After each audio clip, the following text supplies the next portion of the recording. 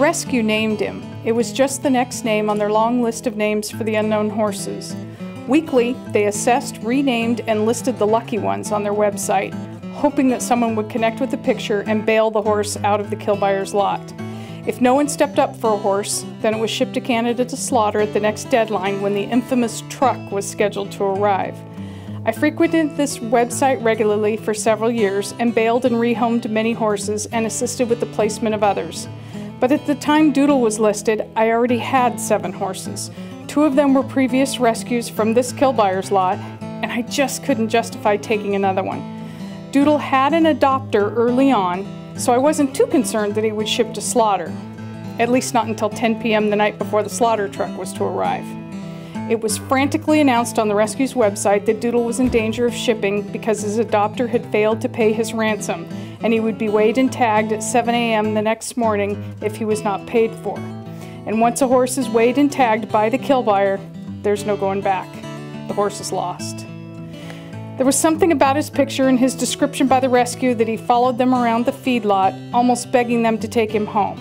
They said that Doodle was friendly and young, and although he didn't appear to have any riding experience, he haltered and led, picked up his feet, and had obviously been handled and loved by someone.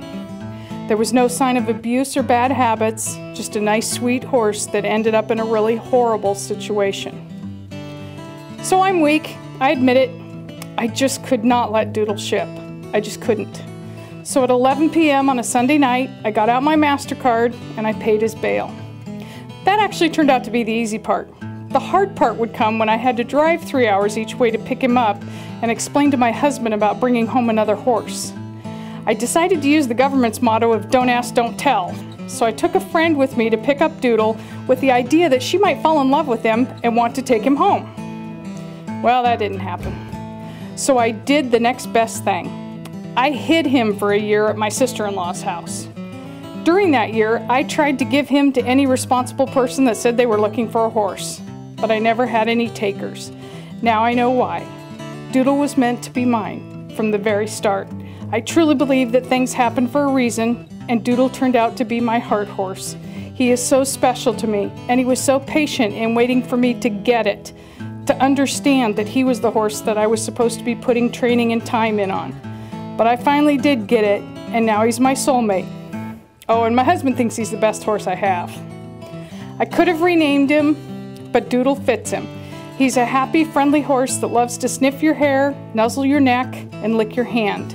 He's laid back and easygoing on the trail and is fearless when it comes to deep ditches, tall bridges, deep water, and zebras. We have competed in several ACT the rides and love this organization. I know he's just a grade horse, but he's my grade horse. And it was a tough journey for him to find me, but he did it, and I couldn't be happier.